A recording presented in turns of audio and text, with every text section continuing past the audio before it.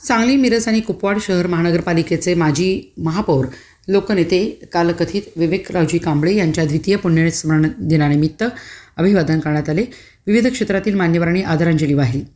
कालकथित विवेक कांबळे यांच्या पत्नी श्रीमती रेखा विवेक कांबळे, मुलगा श्वेतपद्म विवेक कांबळे, ज्येष्ठ नेते सुरेश बापू आवटी यांनी कालकथित विवेक कांबळे यांच्या प्रतिमेला पुष्पहार आणि पुष्प वाहिले. यावेळी त्रिशरण, पंचशील आणि बुद्धवंदना करण्यात आली.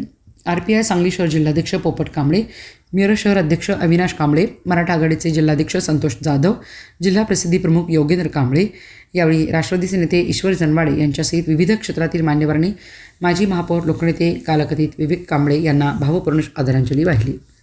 कालकथित विवेकरावजी कांबळे व आमचे प्रेरणास्थान त्यांच्याबद्दल सांगायला फारच दुःख होत आहे. आज त्यांचे द्वितीय पुण्यस्मरण निमित्त जिल्ह्यातून त्यांच्या अनुयायी आप्पा निवास येथे त्यांच्या पुण्यस्मरण निमित्त त्यांच्या दर्शनासाठी हजर झालेले आहेत.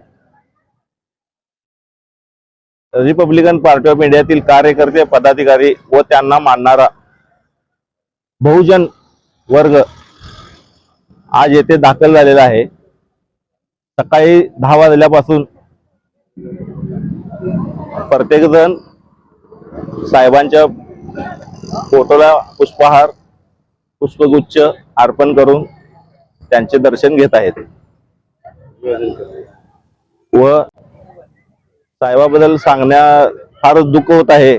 आज त्यांचं द्वितीय पुण्यस्मरण आहे, त्याबद्दल काही बोलायचे सुद्धा शब्द होत नाहीत. जय भीम.